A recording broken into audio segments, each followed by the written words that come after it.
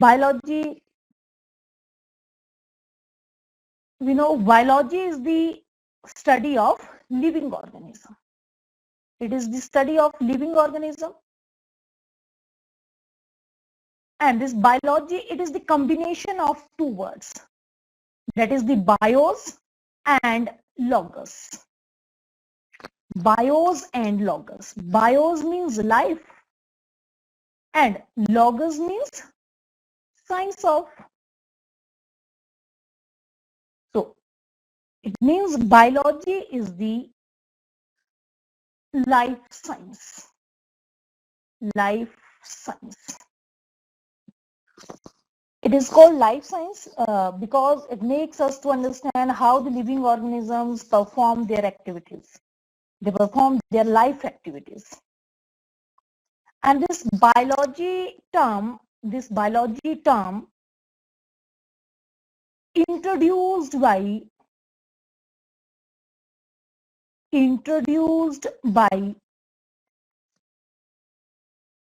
आप लोग बता सकते हैं बायोलॉजी टर्म किसने इंट्रोड्यूस करी?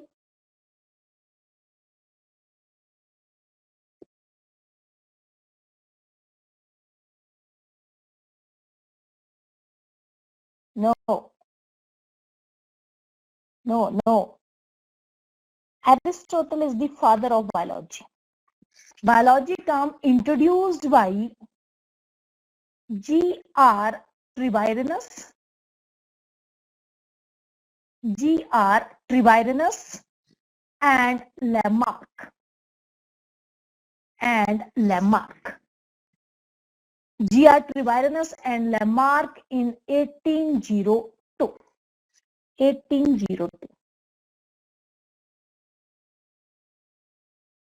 And the father of biology is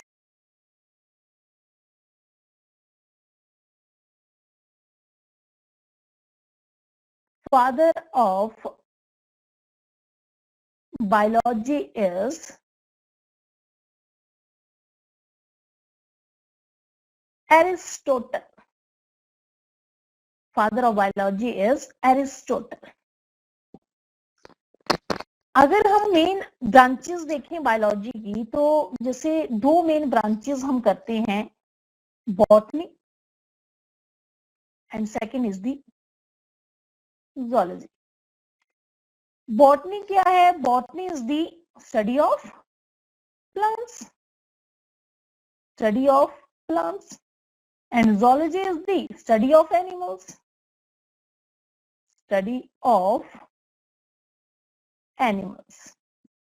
देखो botany that is the study of plants.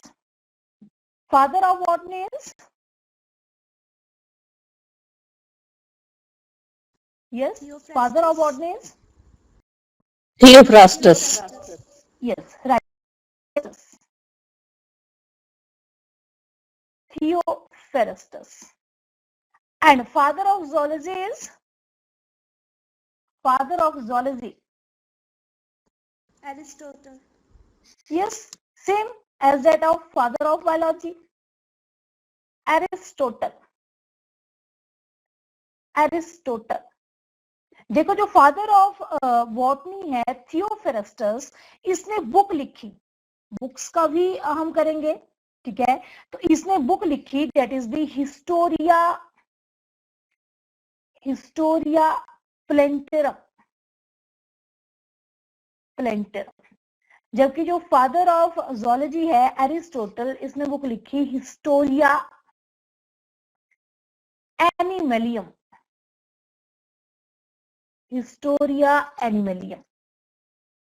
ठीक है.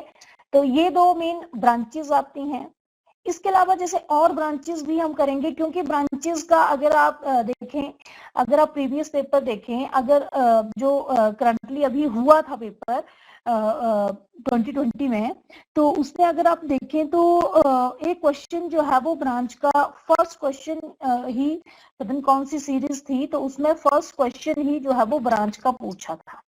ठीक है, मैं क्वेश्चन बताऊंगी आपको कौन सा क्वेश्चन था वो. ठीक है. तो ये मींस क्वेश्चन जो है वो क्योंकि सारी चीजें जो है अगर आप टीजीटी ये कमीशन की बात करें तो या टेट की अगर बात करें तो इन्होंने लेवल जो है वो कोई एक पर्टिकुलर लेवल नहीं रखा है कि जी 8 तक, पहले होता था कि 10 तक का सिलेबस आता था, 10 तक की बायो ही आती थी, लेकिन अब जो है इन्होंने लेवल जो है वो बढ़ा दिया है, +1 +2 का लेवल रखा है इन्होंने। प्योरली जो नीट के क्वेश्चंस होते हैं ना, मेडिकल एंट्रेंस के क्वेश्चंस होते हैं, प्योरली वही मींस कई बार तो जो है कुछ क्वेश्चंस में तो लेवल उससे भी हाई डाल दिया है, ठीक है। तो हम अगर हाई लेवल से अगर हम करेंगे तो सिंपल जो लो लेवल की चीजें हैं वो ऑटोमेटिकली जो है वो हमारी कवर हो जाएंगी, ठीक है, तो वो ऑटोमेटिकली कवर हो जाएंगी। तो करते हैं वेरियस ब्रांचेस, कुछ मेन ब्रांचेस हम करते हैं, जैसे तो फॉर एग्जांपल जैसे लें तो अच्छा ब्रांच आती है जैसे microbiology,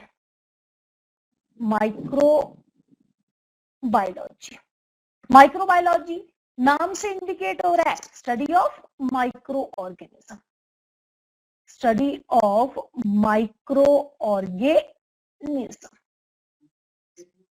study of micro organism. And father of microbiology is Louis Pasteur,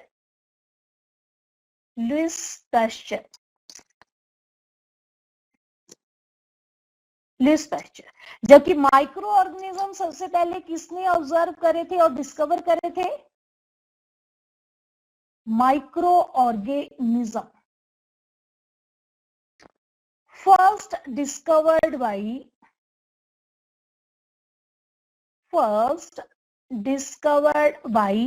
Leeuwenhoek, first discovered by Leeuwenhoek. अच्छा, इसी तरह से वो मेन वो ब्रांचेस हम कर लेंगे जो आपके +1 +2 के, ठीक है, जैसे हम करते हैं एनाटॉमी, हम करते हैं मॉर्फोलॉजी, फिजियोलॉजी, तो वो मेन जो है हम कर लेंगे। तो जैसे आपके पास आती है सबसे पहले आती है साइटोलॉजी। साइटोलॉजी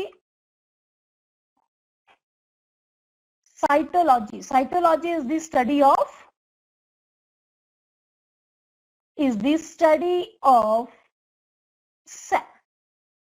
और सेल की डिस्कवरी किसने करी थी? सेल की डिस्कवरी किसने करी थी? Robert Hooke. Yes, Robert Hooke in 1665, ठीक है, 1665। सो फादर ऑफ साइटोलॉजी जो यही है डिस्कवरी करी, रॉबर्ट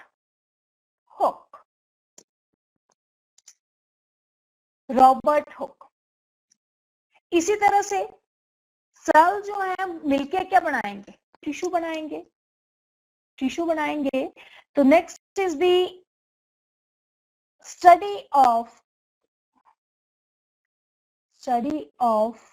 टिश्यू। क्या बोलते हैं स्टडी ऑफ टिश्यू? कौन सी branch?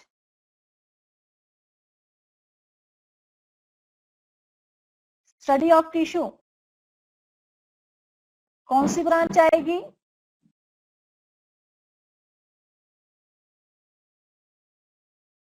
Histology.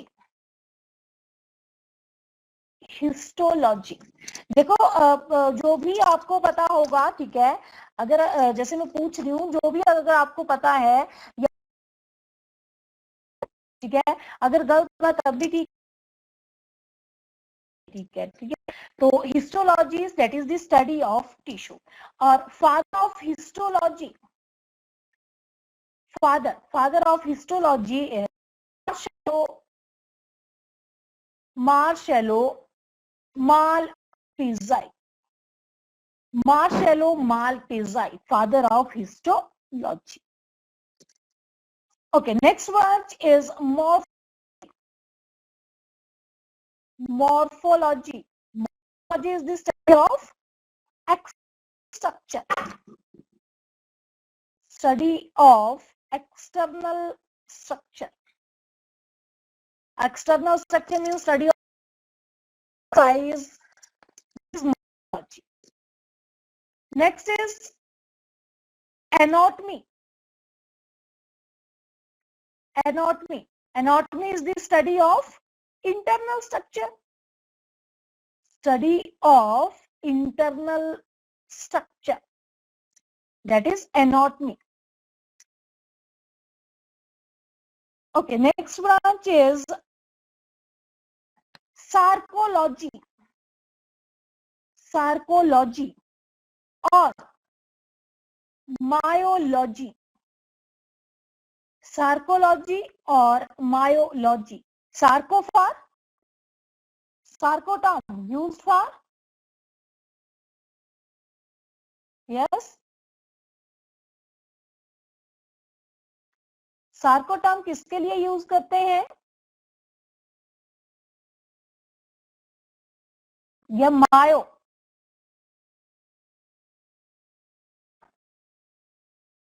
myofibrils, muscle fibers.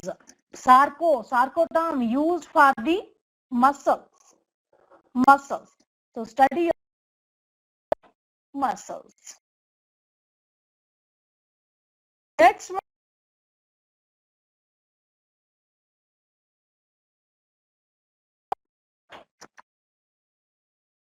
chondriology.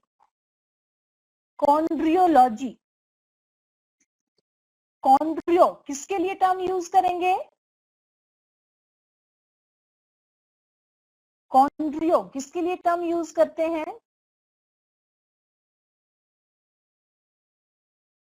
Chondrio for chondriocytes करते हैं ना, chondriocytes, osteocytes.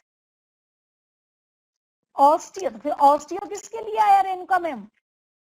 ऑस्टियो कहाँ गया?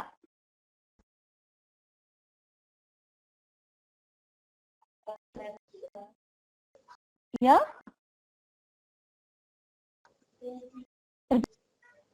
करना क्या बोला?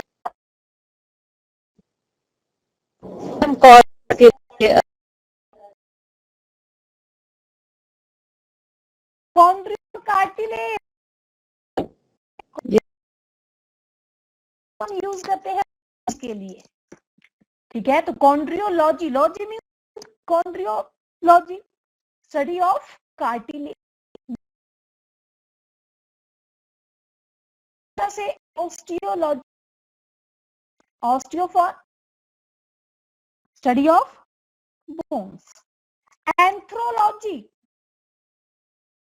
एंथ्रोलॉजी, arthro for joints.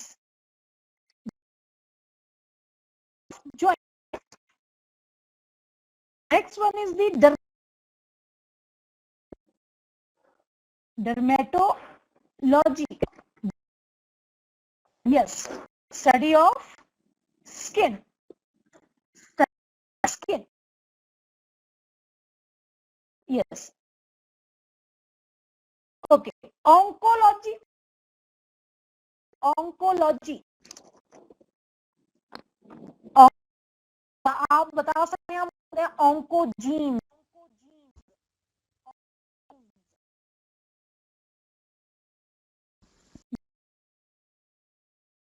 Cancer causing genes are called the study of cancer. Study of cancer. Okay. एक जो है branch, that is the rhinolaryngology. देखो, otorhinolaryngology. Otorhinolaryngology is the study of ENT.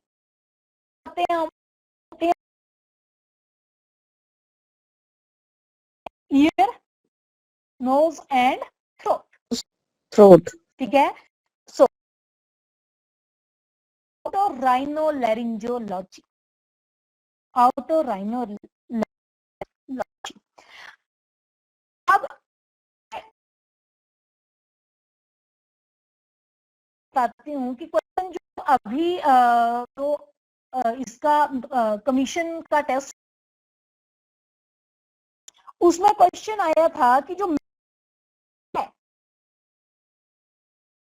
Metamorphosis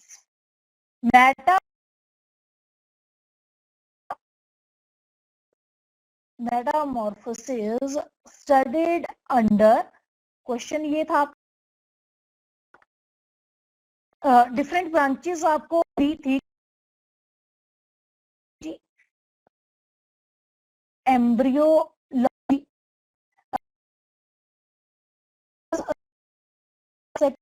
आपके पास न्यूरोलॉजी, थर्ड ऑप्शन थी आपके पास physiology, physiology, और fourth option थी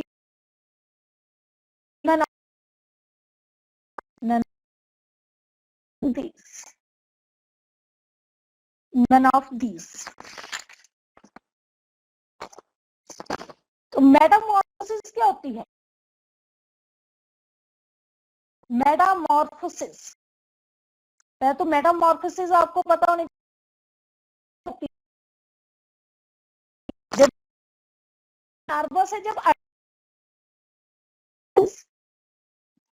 से जब अडल्ट बना तो वो आई मेटामॉर्फोसिस। तो ये किस ब्रांच के अंदर फिजियोलॉजी क्या होगी? Develop, study of development of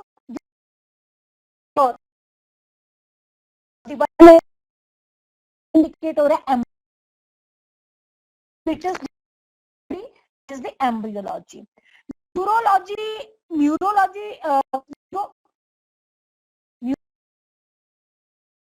और neurons, neurology it is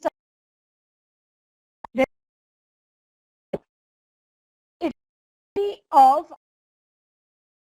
work, how the human body work, काम करती है ह्यूमन बॉडी, उसकी स्टडी दैट इज। कौन सी ऑप्शन यहां से आ जाए, कौन सा आंसर आ जाएगा यहां से?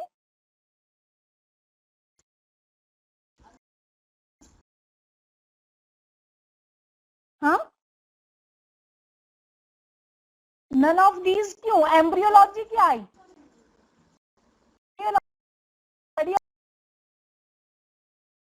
या एम्ब्रियो डेवलपमेंट हुआ ना जब लार्वा से जो है वो अडल्ट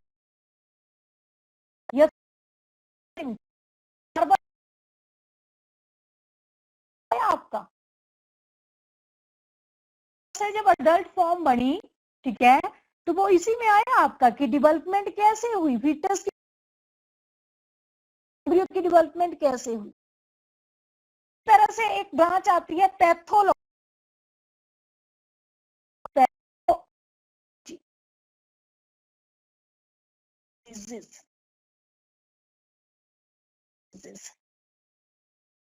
अच्छा, एक बिल्कुल यूनिक सी ब्रांच आती है जो को भी ज्यादा पूछते हैं,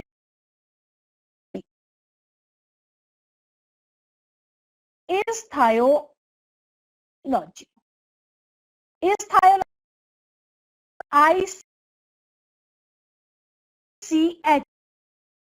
ICHOLOGY, ichthyology is the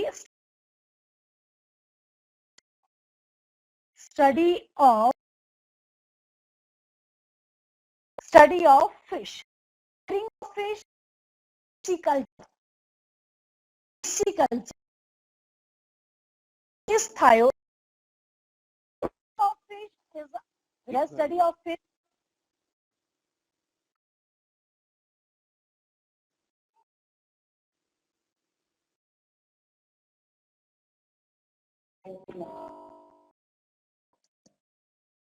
Next is the living or characteristic feature. ये लाइफ और लिविंग ऑर्गेनिज्म के बारे में करते हैं। तो देखो, जो अगर हम तो और नॉन लिविंग ऑर्गेनिज्म, तो they are made of elements. 99 that is oxygen, ये बेसिक एलिमेंट्स है जिनसे बॉडी बनी है. लिविंग और non living organism different basis के ऊपर डिफरेंशिएट करेंगे, डिफरेंट बेसिस. जैसे basis of is presence of protoplasm, presence of protoplasm,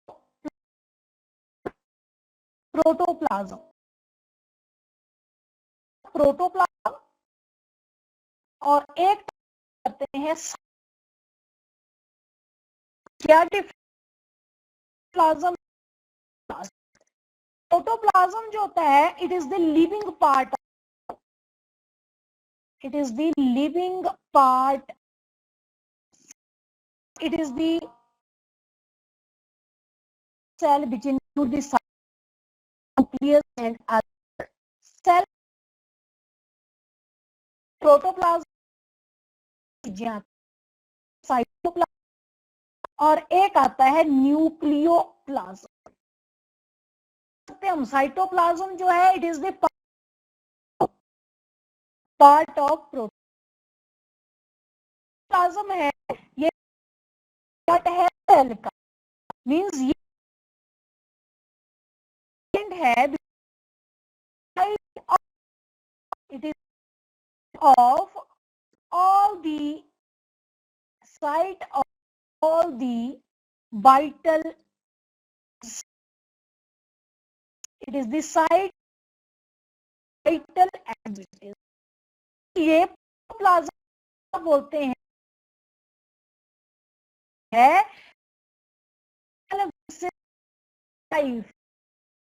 physical basis of, physical of life क्या है, प्रोटोप्लाज्म.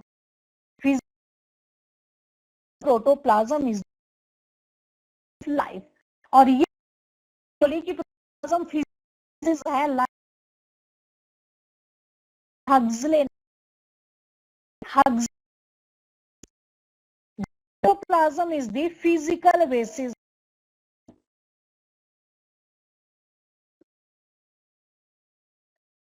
नेक्स्ट सेकंड, हमने बोला कि लिविंग ऑर्गेनिज्म के कुछ फीचर हैं, तो जैसे फर्स्ट आ गया ये proto.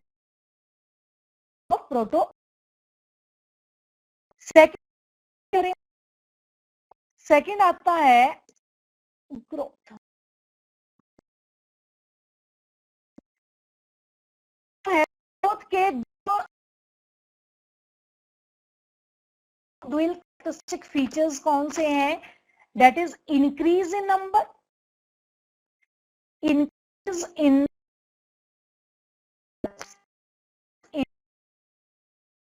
and increase in mass. Increase to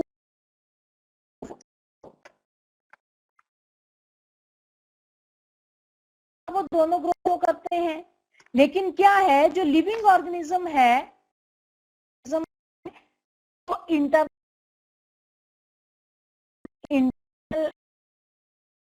हैं कौन से लिविंग ऑर्गेनिज्म. जब वो एक्स्ट्रा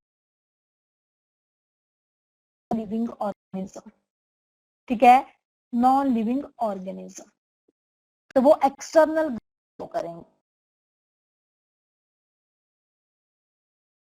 थर्ड आता है, third one is the reproduction. Production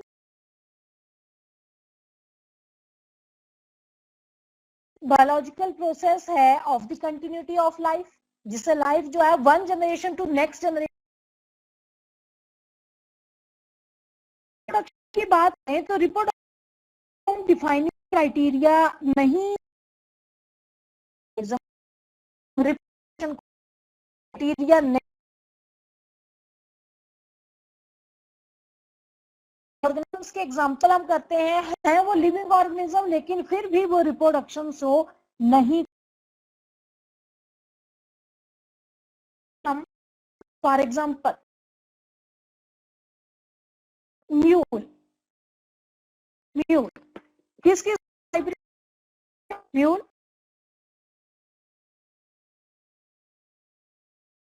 and female horse, female horse. Second आता है ही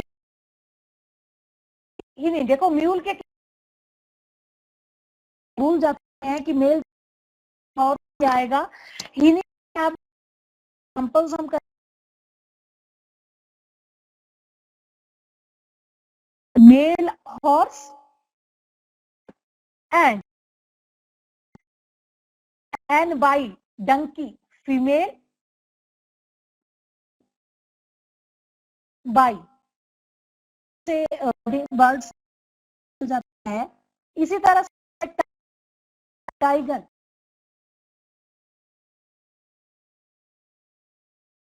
पहले जो आएगा मेल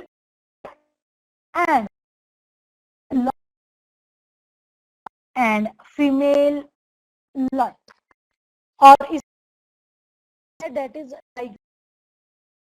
ये liger lion, male lion and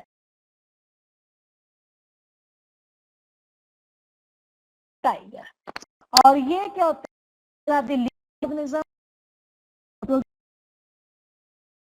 organism organism, इसलिए हम इसको डिफाइनिंग करते हैं लिविंग ऑर्गेनिज्म, क्राइटेरिया नहीं बोल सकते लिविंग ऑर्गेनिज्म।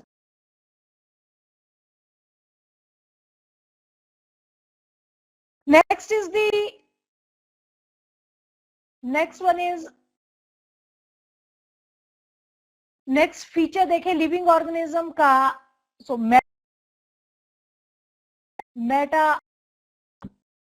मेटाबॉलिज्म क्या है,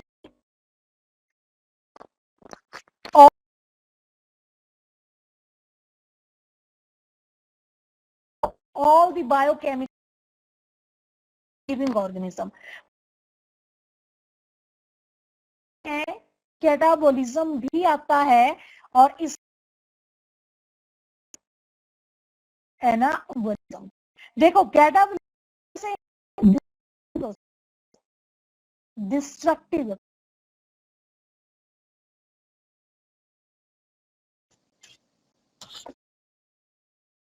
creative processes, constructive processes, metabolism में करते हैं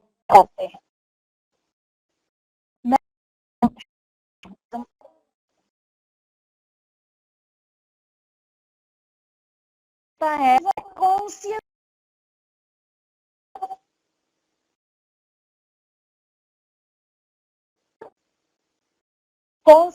क्या है,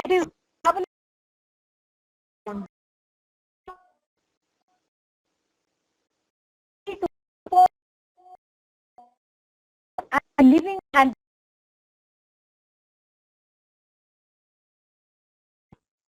they are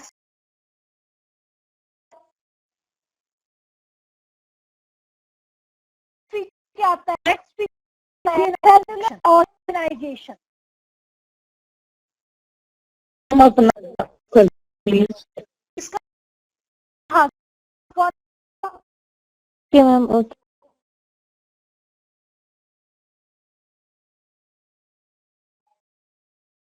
सेल्यूलर ऑर्गेन, देखो cellular organ,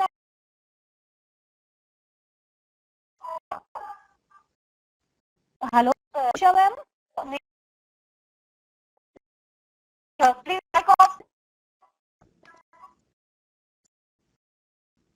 cellular organ,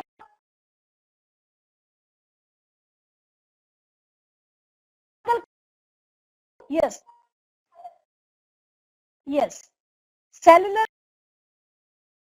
organisation भी क्या है, क्राइटेरिया है, डिफाइन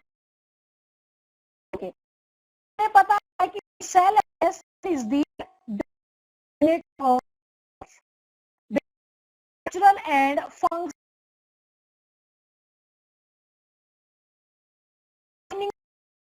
लिविंग फॉर्म। नेक्स्ट आता है biological organisation. Biological organisation, biological और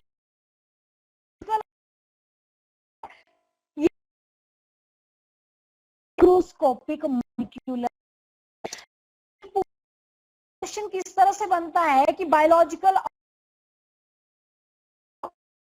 cellular level, of cellular level, tissue level,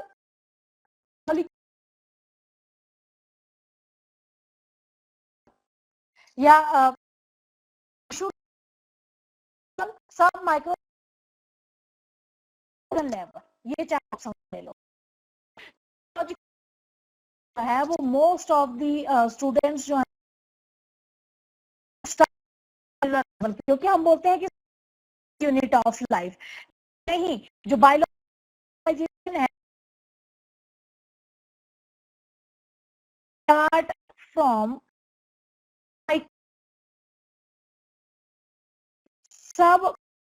सबस्कोपिक molecule, submicroscopic molecular से हमने होगा biomolecules. Biomolecules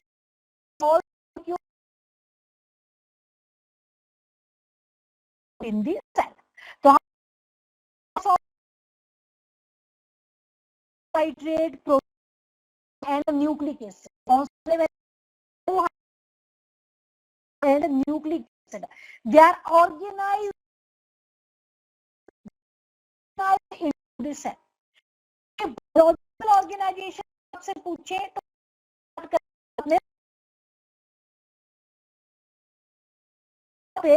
types of molecule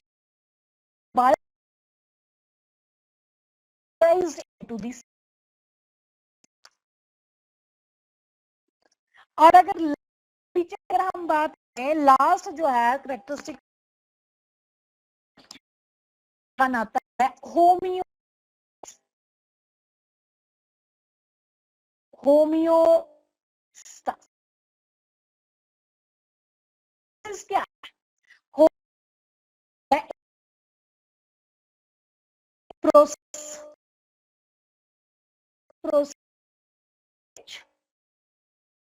living organism,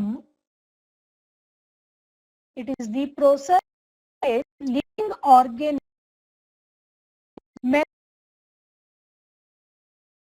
maintain their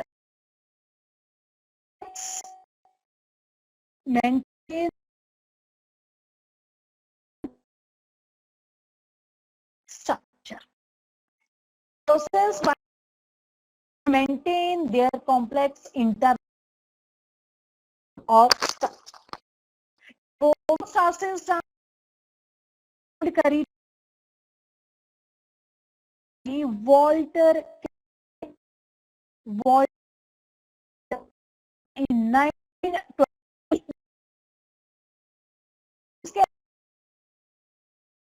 minor change बिल्कुल minor आएंगे, ठीक है। और उन चेंजेस स्ट्रक्चर ये इंटरनल एंड कांस्टेंट रखे। जब वही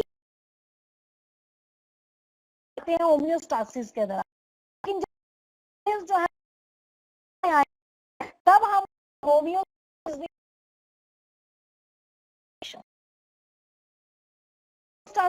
यूज करेंगे।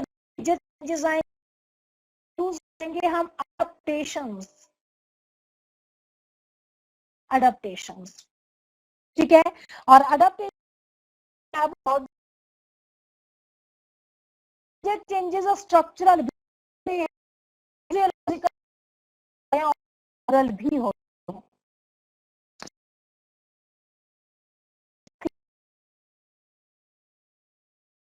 स्ट्रक्चरल भी हो सकते हैं, भी हो सकते हैं, बिहेवियरल भी हो सकते हैं।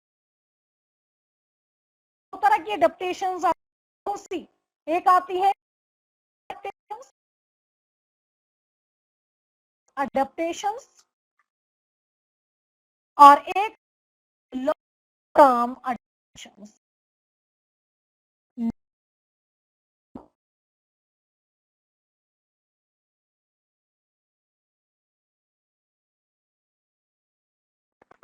ठीक है, शॉर्ट टर्म अडेप्टेशंस में आपके पास आते हैं शॉर्ट अडेप्टेशंस जिसमें आएंगी एंड एस हाइबरनेशन बोलते हैं हाइबर को, हाँ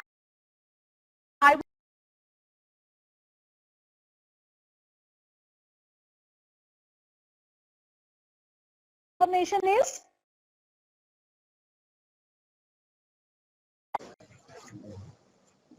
6 months के लिए मैम।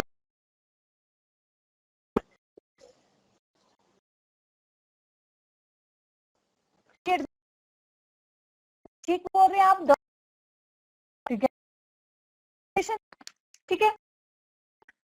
तो अडेप्टेशन, शॉर्ट टर्म अडेप्टेशन में हाइबरनेशन एस्टाइवेशन आएगा। लॉन्ग अडेप्टेशन में अगर हम बात करें तो मिमिक्री का फ्ले करते हैं। तो ये कुछ लिविंग ऑर्गेनिज्म के, ठीक है, जिनके बेसिस पे हम लिविंग और नॉन लिविंग ऑर्गेनिजम्स को कहते हैं differentiate. Next is the classification living organism की। लिविंग ऑर्गेनिज्म की क्लासिफिकेशन अगर करें तो सबसे पहले किसके बेस पे और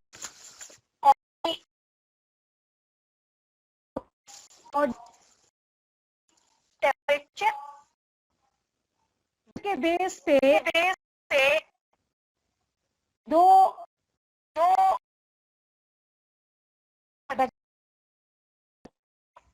लिविंग ऑर्गेनिज्म को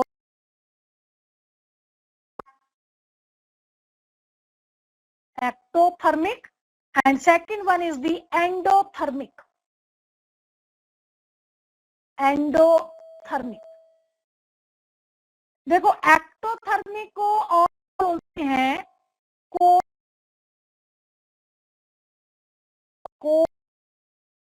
एंडोथर्मिक को बोलते हैं वार्म ब्लडेड एनिमल्स। वार्म,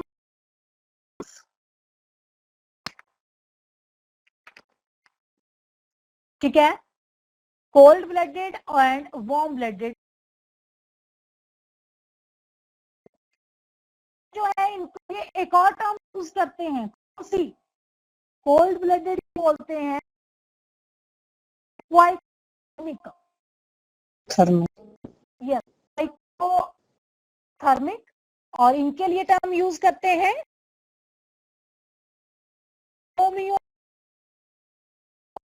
होमियोथर्मिक। ठीक है, देखो एक्टोथर्मिक ऑर्गेनिज्म कौन से होते हैं?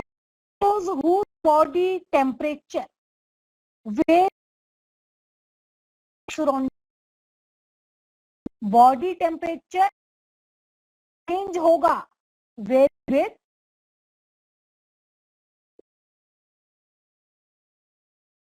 vary with surrounding। Yes yes right.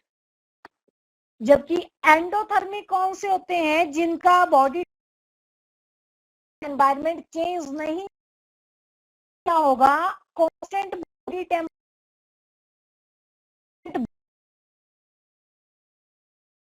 नहीं होगा। एक्टोथर्मिक में आपके पास एग्जांपल आते हैं amphibians, reptiles, insects. Yes, amphibians, reptiles होते हैं,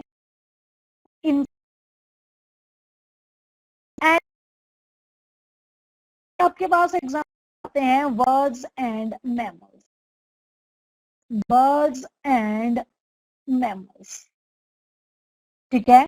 बर्ड्स आते हैं, मैमल्स, साथ में फ्यू फिशेस भी, फ्यू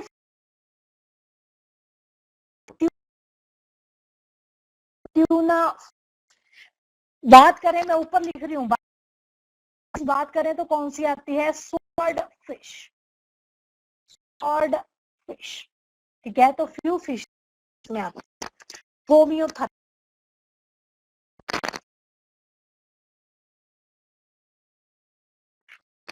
नेक्स्ट, ये तो थी क्लासिफिकेशन से, बॉडी टेम्परेचर के बेस से। अगर हम क्लासिफिकेशन देखें बेस पे, on the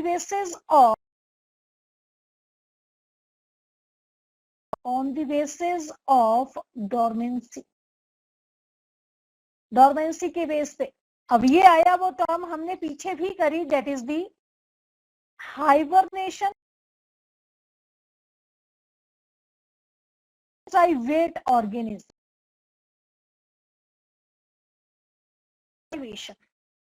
Hibernation is the winter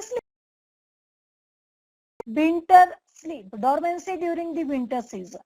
Estivation, it is the summer sleep. Hibernation, कौन लेता है, for example bees is bear, that,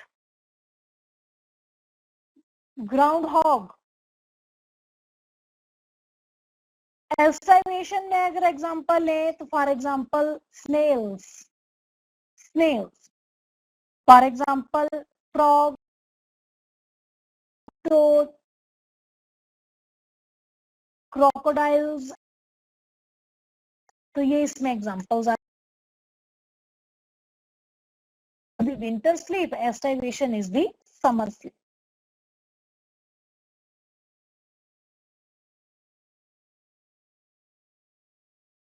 इसके अलावा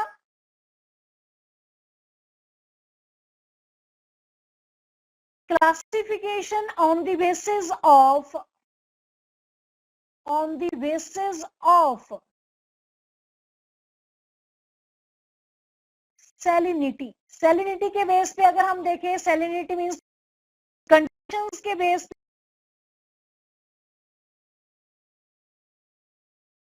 पे stenohaline and यूरीहेलाइन, यूरीहेलाइन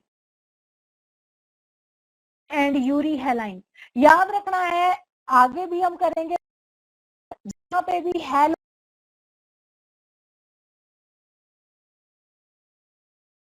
salty conditions, heline has stenoheline which can tolerate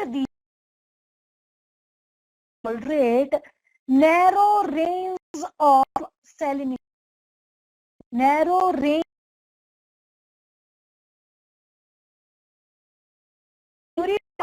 wide, which can be wide range of organisms which can tolerate the wide range of salinity, that are urines.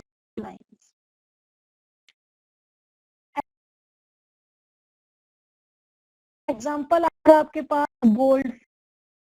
Gold fish, आपके पास example आता है green crab,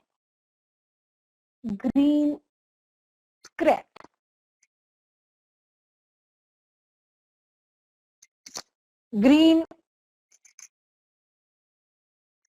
तो ये आया आपका living organism की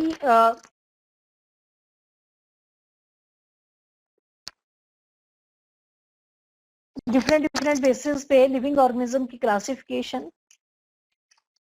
okay, next. अच्छा, इतना क्लियर हुआ हेलाइन है स्टीनो हेलाइन which can tolerate